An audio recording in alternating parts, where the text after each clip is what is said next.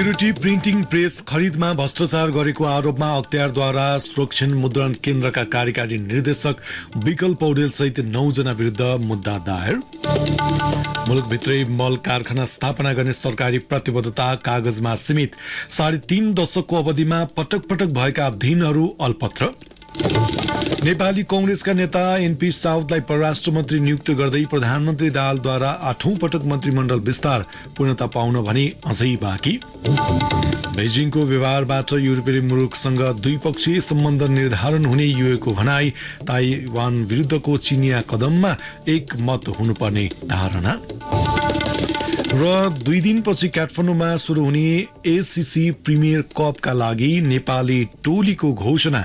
रोहित पौडेललाई कप्तानको जिम्मेवारी।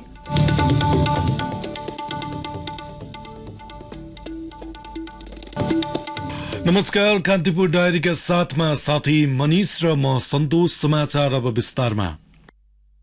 Security printing press खरिदमा अनियमितता गरेको आरोपमा अख्तियार दुरुपयोग अनुसन्धान आयोगले सुरक्षण मुद्रण केन्द्रका कार्यकारी निर्देशक विकल पौडेल सहित 9 जना विरुद्ध विशेष अदालतमा भ्रष्टाचार मुद्दा दायर गरेको छ। उनीहरू विरुद्ध करिब 3.25 अर्ब बराबरको बिगो कायम गरी मुद्दा दायर गरिएको हो। अख्तियारका अनुसार निर्देशक विकल पौडेलसँग 69 करोड 8,81,854 रुपैयाँ, सीडीई नवीन कुमार पोखरेलसँग 49 करोड 46,35,945 बिगो माग गरिएको छ। त्यस्तै सहायक निर्देशक रमेश प्रसाद पोखरेलसँग 20 करोड 38,93,827 रुपैयाँ, शाखा अधिकृत मनिक मान महर्जनसँग 3 करोड 44,68,729 रुपैयाँ बिगो माग गरिएको छ। त्यस्तै पूर्व लेखा अधिकृत रामबहादुर बुढासँग 19 करोड 88,94,289 रुपैयाँ र शाखा अधिकृत शिरीष उपाध्यायसँग 40 करोड 1,39,736 रुपैयाँ बिगो माग गरिएको छ। सरकारी कर्मचारी बाहेक निजी कम्पनी परामर्शदाता विरुद्ध समेत मुद्दा दायर भएको छ। इन्जिनियरिङ मार्केटिङ कन्सर्न प्रणालीका प्रबन्ध निर्देशक रोहित मान प्रधानसँगै 23 करोड 44,96,921 रुपैयाँ, मेपटेक बिल्डिङ सर्भिसेस प्रणालीका निर्देशक भुवन महर्जनसँगै 43 करोड 57,42,368 रुपैयाँ र परामर्शदाता वास्तुशिल्प एसोसिएटका प्रबन्ध निर्देशक मित्रलाल गुरौसँग 8,69,097 रुपैयाँ बिगो दावी सहित मुद्दा दायर गरिएको छ। अब कान्तिपुर सविस्तारको पालो। कान्तिपुर सविस्तार। खेतीबालीको मुख्य सिजनमा वर्षौंदेखि मलको अभाव हुँदै आएको छ। किसानले मल नपाएपछि सरकारको आलोचना हुने क्रम पनि बढ्दो छ। सरकारको नीति कार्यक्रममा सधैँजसो स्वदेशमै मल उत्पादनका लागि कारखाना खोल्ने प्रतिबद्धता जनाउने गरिएको छ, तर त्यसका लागि ठोस पहल हुन सकिरहेको छैन। नेपालमा मल कारखानाको सम्भाव्यता अध्ययन भनी 3.5 दशक अघि नै सुरु भएको थियो। त्यसपछि पटक पटक अध्ययन भए पनि मल कारखाना स्थापनाले मूर्त रूप लिन सकिरहेको देखिँदैन। यही पृष्ठभूमिमा लगानी बोर्डले 2 वटा विदेशी कम्पनीलाई मल कारखानाको अध्ययन गर्न स्वीकृति प्रदान गरेको छ। नेपालमा पहिलो पटक सन् 1987 मा जापानी सहयोग नियोग जाइकाले रासायनिक मल उत्पादनका लागि सम्भाव्यता अध्ययन गरेको थियो। रासायनिक मल उत्पादन कारखानाका लागि कम्तीमा 90 मेगावाट विद्युत र 1 खर्ब 50 अर्ब हाराहारीमा लगानी आवश्यक पर्ने सो प्रतिवेदनमा उल्लेख थियो। सो अध्ययन सहित नेपालमा रासायनिक मल कारखाना स्थापनाका लागि 7 वटा अध्ययन भइसकेका छन्। लगानी बोर्डले सन् 2021 मा गरेको अध्ययन अनुसार विश्वमा प्रचलित विधि अर्थात प्राकृतिक ग्यास र वाटर इलेक्ट्रोलाइसिस गरी 2 प्रविधिबाट नेपालमा रासायनिक मल कारखाना बनाउन सकिने उल्लेख छ। नेपालको सन्दर्भमा प्राकृतिक ग्यास भन्दा वाटर इलेक्ट्रोलाइसिस प्रविधिको सम्भावना बढी भए पनि त्यसका लागि ठूलो रकम खर्च गर्नुपर्ने देखिएको छ। लगानी बोर्डका अनुसार प्राकृतिक ग्यासमा आधारित प्रविधिका लागि 1,251 मिलियन अमेरिकी डलर अर्थात 1,64,21,80,80,00,000 रुपैयाँ खर्च लाग्ने उल्लेख छ। यस्तै वाटर इलेक्ट्रोलाइसिस प्रविधिमा 1,897 मिलियन अमेरिकी डलर अर्थात 2,49,01,90,00,000 रुपैयाँ खर्च लाग्नेछ। अध्ययनको निष्कर्षमा भनिएको छ ग्यासमा आधारित प्रविधिका लागि ग्यास नै आयात गर्नुपर्ने भएका वाटर इलेक्ट्रोलाइसिस प्रविधि सम्भव छ, तर यसका लागि ग्यासमा आधारित प्रविधिको तुलनामा झण्डै दोब्बर बढी खर्च लाग्दछ। लगानी बोर्ड सहितका निकायबाट भएका अध्ययनले मल उत्पादनका लागि उच्च लागत र उत्पादन पछिको बजारीकरणमा समस्या हुन सक्ने देखाएका छन्। कृषि मन्त्रालयका प्रवक्ता प्रकाश कुमार सञ्जेल भन्छन्, अहिलेको जुन जे जति अध्ययनहरू भएको छ त्यसले चाहिँ हामीलाई हाम्रो प्रति इकाइ लागत उठाउनलाई चाहिँ निकै धेरै वर्ष लाग्ने। फेरि युरिया मात्रै उत्पादन हुने हो, त्यसले गर्दाखेरि अब त्यो सबै युरिया खपत हुँदैन, बाहिर बजार छैन, त्यसले गर्दाखेरि त्यति उत्पादन नगरी हामी घाटामा जान्छौँ, उत्पादन लागत बढ्छ। फेरि आयात गर्न सस्तो पर्न सक्छ, त्यो चाहिँ अब राज्यले डिसाइड गर्ने होइन। त्यसले क्रिएट गर्ने रोजगारीहरूलाई हेरेर त्यो सस्तो पर्न पनि सक्छ, तर अब त्यस्तो त्यो विश्लेषण गरेपछि मात्रै अनि तत्कालै चाहिँ अब अध्ययनकै क्रममा रहेको छ, अहिले तत्कालै स्थापना भइहाल्ने जस्तो चाहिँ लाग्छ। नेपालको खेती योग्य 30,91,000 हेक्टर क्षेत्रफलमा वार्षिक 12 लाख मेट्रिक टन रासायनिक मलको आवश्यकता पर्दछ, तर आपूर्ति भने अधिकतम 4 लाख मेट्रिक टन मात्रै हुँदै आएको छ। रासायनिक मलको बढ्दो माग धान्न स्वदेशमै रासायनिक मल उत्पादन कम्पनी खोल्ने भनिए पनि अहिलेसम्म पूरा हुन सकेको छैन। यसैबीच रासायनिक मल कारखानाको सम्भाव्यता अध्ययनका लागि जर्मनी र मलेसियाका गरी 2 कम्पनीलाई स्वीकृति दिएको लगानी बोर्डले जनाएको छ। विगतमा भएका अध्ययन कागजमै सीमित भएकाले ती कम्पनीको प्रस्तावलाई स्वीकृत गरिएको बोर्डका उपसचिव रमेश अधिकारीको भनाइ छ।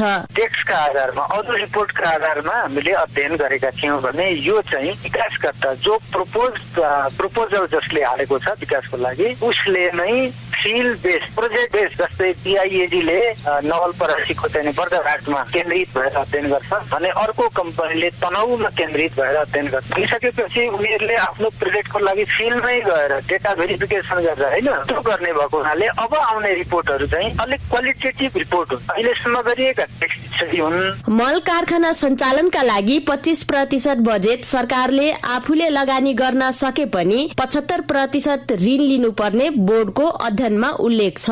अध्ययन अनुसार ग्यास प्रविधिबाट मल उत्पादन गर्दा प्रति मेट्रिक टन मल उत्पादनको लागत $363 अर्थात 47,453 रुपैयाँ पर्न जाने र वाटर इलेक्ट्रोलाइसिस प्रविधिबाट $694 अर्थात 90,914 रुपैयाँ लागत लाग्ने भनिएको छ।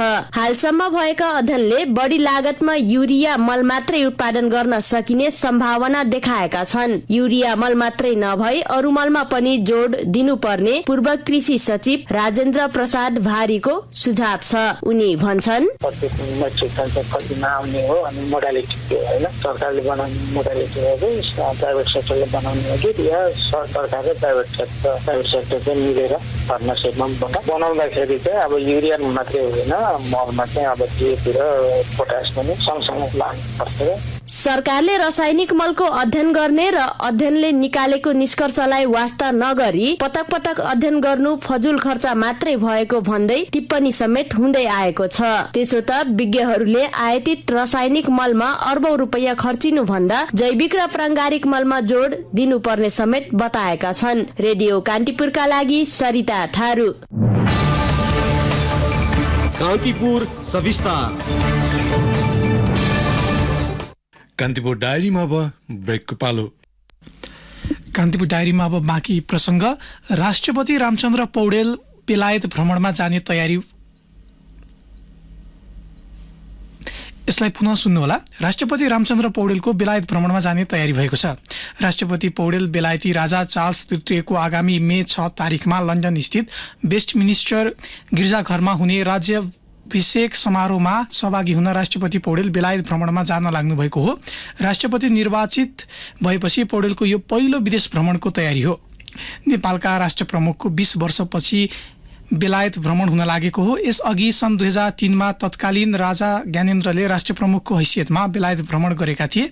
त्यसअघि तत्कालीन राजा वीरेन्द्रले सन् 1980 र 1995मा तथा राजा महेन्द्रले सन् 1960मा बेलायत भ्रमण गरेका थिए। राष्ट्रपतिको भ्रमणबारे लन्डन स्थित नेपाली दूतावासले आफ्नो तयारी थालेको छ, तर भ्रमण तालिका सार्वजनिक हुन भने बाँकी नै छ। मे 5मा रिसेप्सन र 6 मेमा मुख्य कार्यक्रम हुने भएकाले सोही अनुसार भ्रमण तय हुने बताइएको छ।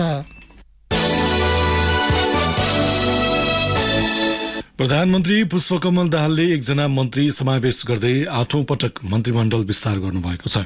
सत्ता साझेदार नेपाली कांग्रेसका नेता एनपी साउदलाई परराष्ट्र मन्त्री नियुक्त गर्दै प्रधानमन्त्री दाहालले मन्त्रीमण्डल विस्तार गर्नुभएको हो।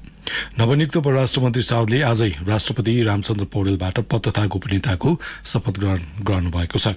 प्रधानमन्त्री दाहालको भारत भ्रमणको तयारी भइरहँदा साउदलाई परराष्ट्र मन्त्रीमा नियुक्त गरिएको हो। मन्त्रालयमा पदभार ग्रहणपछि मन्त्री साउदले प्रधानमन्त्रीको भारत भ्रमणबारे पछि जानकारी दिइने बताउनुभयो। प्रधानमन्त्रीको भ्रमणलाई मध्यनजर गर्दै तपाईलाई मन्त्री बनाइएको हो भन्ने प्रश्नमा उहाँले भन्नुभयो, त्यो पनि एउटा कारण हुन सक्दछ। हामी छलफल अगाडि बढाउँछौँ। भर्खरै म कार्यालयमा आएको छु। सचिवजी उहाँहरू त्यसमा संलग्न हुनुहुन्छ। म सबै कुराको बारेमा ब्रिफिङ लिएर त्यसको बारेमा अलिक भन्नेछु। अर्को प्रसङ्गमा मन्त्री साउदले नेपाल र अन्य मुलुक बीचको सम्बन्धलाई मजबुत बनाउन आफ्नो प्रयास रहने बताउनु भएको छ। उहाँले कूटनीतिकलाई थप प्रभावकारी बनाउने पनि बताउनु भयो। आगामी दिनमा पनि विश्वभरिका देशहरूसँग छिमेकीहरूसँग हामीले आफ्नो सम्बन्धलाई घनिष्ठ बनाउँदै लैजानेछौँ र यसरी हामी नेपाल एउटा शान्तिप्रिय देशको रूपमा, एउटा लोकतान्त्रिक देशको रूपमा विश्वभरि चिनिने अवस्था हुनेछ भन्ने मैले विश्वास लिएको।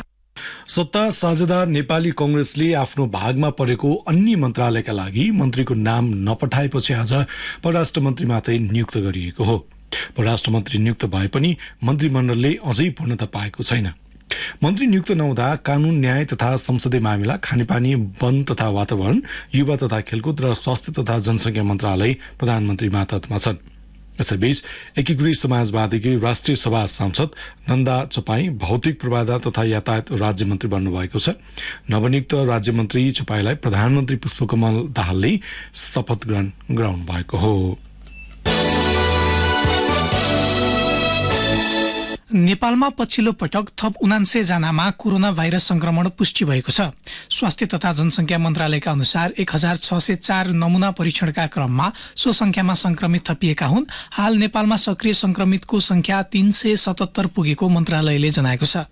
यस बीचमा थप 50 जना संक्रमित डिस्चार्ज भएका छन्। संक्रमणको दर फैलन थालेपछि कोरोनाका गम्भीर प्रकृतिका बिरामीको संख्या पनि बढ्दै गएको मन्त्रालयको तथ्याङ्कले देखाएको छ।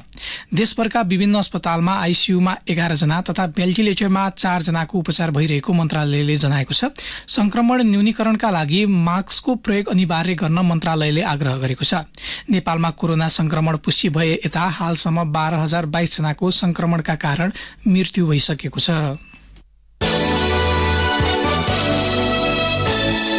काठमाडौँको वायु प्रदूषणको मात्रा बढेको पाइएको छ। नजिकैका जिल्लाहरूमा डढेलो लागेका कारण काठमाडौँमा वायु प्रदूषण बढेको वातावरण विभागका प्रवक्ता शंकर प्रसाद पौडेलले बताउनुभयो। केही दिन अघि बारा, पर्सा, चितवन लगायतका 140 बढी स्थानमा डढेलो लागेपछि त्यसको असर काठमाडौँमा पनि परेको हो। सरकारले यही वैशाख 6 र 7 गते बालबालिकालाई भिटामिन ए र जुकाको औषधि खुवाउने भएको छ। स्वास्थ्य तथा जनसङ्ख्या मन्त्रालय अन्तर्गतको राष्ट्रिय स्वास्थ्य शिक्षा सूचना तथा सञ्चार केन्द्रले सूचना जारी गर्दै 6 देखि 59 महिनासम्मका बालबालिकालाई भिटामिन ए क्याप्सुल तथा 12 देखि 59 महिनासम्मका बालबालिकालाई जुकाको औषधि खुवाइने जनाएको छ। आफ्ना बालबालिकालाई नजिकको महिला सामुदायिक स्वयंसेविका मार्फत भिटामिन ए र जुकाको औषधि खुवाउन मन्त्रालयले आग्रह समेत गरेको छ। कान्तिपुर डायरीमा अब म्याग्दी डायरीको पालो।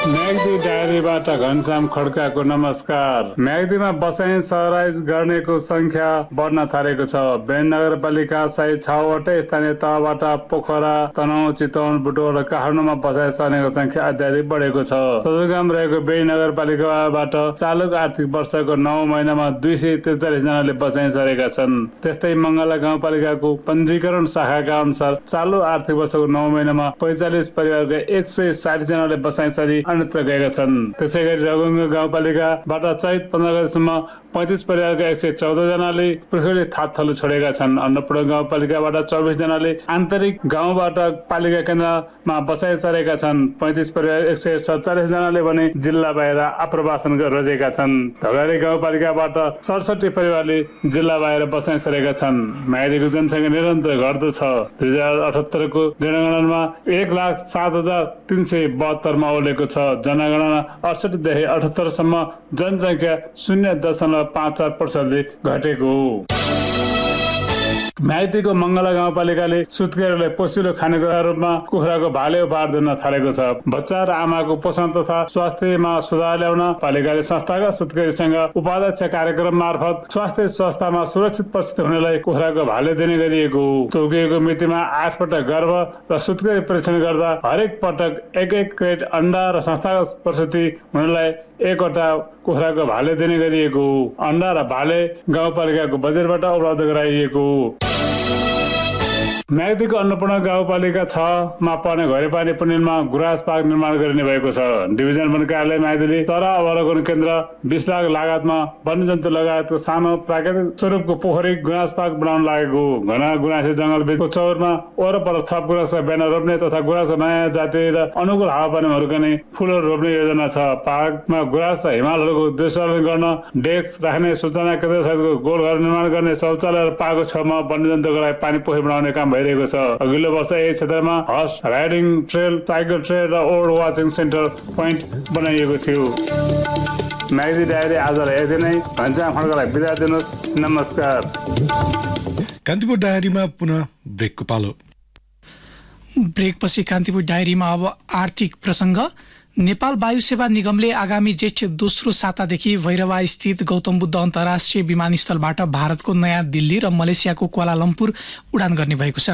भैरवाबाट नयाँ दिल्ली र क्वालालम्पुरमा नियमित उडानको तयारी गर्न कार्यदल गठन गरिएको निगमका प्रवक्ता रमेश पौडेलले बताउनुभयो। जेठको दोस्रो साताबाट कम्तीमा 2 गन्तव्यमा उडान गर्न सकिने प्रवक्ता पौडेलले बताउनुभयो। उडान अनुमति, जनशक्ति, प्राविधिक तयारी, बजारीकरण लगायतका काममा तीव्रता दिन वाणिज्य विभागका उपनिर्देशक सन्तोष पौडेलको नेतृत्वमा विशेष कार्यदल गठन गरिएको छ। उडान अनुमतिका लागि मलेसिया र भारत एवं हवाई मार्गमा पर्ने सम्बन्धित देशमा समन्वयको कार्य अगाडि बढाइसकिएको र अनुमति प्राप्त हुनासाथ टिकट बुकिङ खुल्ला गरिने जनाइएको छ। नयाँ वर्षको कारोबारको पहिलो दिन धितोपत्र बजार आज सामान्य अङ्कले घटेको छ। शेयर कारोबार मापन नेप्से 2.80 अङ्कले घटेर 1931.68 बिन्दुमा कायम भएको छ। त्यस्तै ठूला कम्पनीहरूको मापन गर्ने सेन्सिटिभ परिसूचक 0.26 अङ्कले घटेर 376.73 बिन्दुमा पुगेको छ। नेप्सेमा आज 30,56,775 किता शेयर खरिद बिक्री हुँदा 57,45,79,000 रुपियाँ बराबर कारोबार भएको हो। अघिल्लो कारोबारको दिन गत बिहिबार 1,65 रुपियाँ बराबरको कारोबार भएको थियो।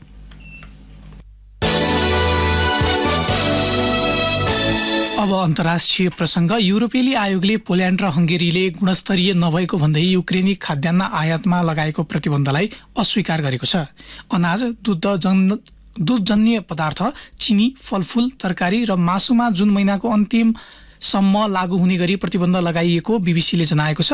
पोल्यान्ड र हङ्गेरीले भने आफ्नो कृषि क्षेत्रमा गुणस्तरहीन खाद्यान्न आयातबाट जोगाउन थप उपायहरू आवश्यक भएको बताएको छ। युरोपेली आयोगले एकपक्षीय कदम सह्य नहुने भन्दै व्यापार नीति बनाउने अधिकार कुनै एक सदस्य राष्ट्रको हातमा नभएको बताएको छ। युरोपेली आयोगका प्रवक्ताले विज्ञप्ति जारी गर्दै यस्तो चुनौतीपूर्ण समयमा हुने सबै निर्णयहरू समन्वय र पंक्तिबद्ध गर्न महत्त्वपूर्ण रहेको बताएका छन्। युरोपेली संघले चीन र युरो बीचको सम्बन्ध बेजिङको व्यवहारले निर्धारण गर्ने बताएको छ। युरोपियन संघका विदेश नीति प्रमुख जोसेफ बोरेलले ताइवानसँग बेजिङको व्यवहारले चीनसँगको सम्बन्ध निर्धारण गर्ने बताउनु भएको अन्तर्राष्ट्रिय सञ्चार माध्यमले जनाएका छन्। जापानमा जारी G7 सम्मेलनमा उच्च प्रतिनिधि जोसेफ बोरेलको चीन र ताइवान बीचको चिन्ताप्रति साझा धारणा हुनुपर्ने पनि औल्याउनु भयो। G7 बैठकमा चीन र ताइवान बीचको सम्बन्धलाई लिएर साझा र ठोस छलफल हुने बताइएको छ। बेजिङले ताइवानलाई चिनिया क्षेत्रको रूपमा लिने गर्दछ। ताइवानकी राष्ट्रपति साई इन-वेनले जनताले मात्र आफ्नो भविष्यको निर्णय गर्न सक्ने बताउनु भएको छ। युरोपेली विदेश नीति अधिकारीहरूले बेजिङलाई कडा अडान लिएर ताइवानमाथि बल प्रयोग नगर्न आग्रह समेत गरेका छन्। आयोजक राष्ट्र जापानका लागि युक्रेनको संकटले नजिकैको ताइवानमा चिनिया सैन्य हस्तक्षेपको सम्भावनालाई लिएर चिन्ता बढाएको छ। अब खेल प्रसंग। 2 दिनपछि काठमाडौँमा शुरू हुने एसीसी प्रिमियर कपका लागि नेपाली राष्ट्रिय क्रिकेट टोलीको घोषणा गरिएको छ। क्रिकेट संघ क्यानका अनुसार घोषणा गरिएको 14 सदस्य रहने टोलीमा कप्तान रोहित पौडेल सहित कुशल भुर्तेल, गुलसन झा, करण केसी, आसिफ शेख, सन्दीप लामिछाने, ज्ञानेन्द्र मल्ल, भीम सार्की, कुशल मल्ल, प्रतीश चिसी समावेश भएका छन्। त्यस्तै आरिफ शेख, ललित राजवंशी, सोमपाल कामी र दिपेन्द्र सिंह ऐरी पनि टोलीमा परेका छन्। त्यस्तै टोलीको वैकल्पिक खेलाडीका रूपमा अर्जुन साउद, सन्दीप जोरा, सूर्य तामाङ र किशोर महतो रहेको क्रिकेट संघ क्यानले जनाएको छ। र शहीद स्मारक ए डिभिजन लीग फुटबलमा आज भएको पहिलो खेलमा सङ्कटाली विभागीय एपीएफलाई 1-0 गोल अन्तरले पराजित गरेको छ। ललितपुरको साधुबाटो स्थित मैदानमा सम्पन्न खेलमा इन्फाका लागि 28औं मिनेटमा जुनियर एनकेनग्यूले फ्रान्टी मार्फत गोल गरेको गोल नै निर्णायक बन्न पुग्यो। जससँगै सङ्कटा 9 खेलबाट 15 अङ्कका साथमा तालिकाको चौथो स्थानमा छ भने हार बेहोरेको एपीएफ समान खेलबाट 11 अङ्कसहित 9औं स्थानमा रहेको छ। यसैबीच काठमाडौँको त्रिपुरेश्वर स्थित दशरथ रङशालामा भएको अर्को खेलमा साधुबाटो युथ क्लब र नेपाल पुलिस क्लबले बराबरी खेल्दै अङ्क बाँडेका छन्। यस खेलसँगै साधुबाटोको 9 खेलबाट 17 अङ्कसहित दोस्रो स्थानमा यथावत रहेको छ। यता समान खेल खेलेको पुलिस पनि बराबरीसँगै अङ्क तालिकाको 13औं स्थानमा उक्लिएको छ। हवस्, नै प्रसङ्गसँगै कान्तिपुर डायरीको यो बुलेटिन यही सकिन्छ। भोलि बिहान 6:30 बजे हामी नियमित बुलेटिनका साथमा उपस्थित हुनेछौँ। अहिलेलाई न्युज डेस्कका सम्पूर्ण साथीहरूसँगै साथी मनिष अनि म सन्तोष बिदा हुन्छु। नमस्कार, शुभरात्रि।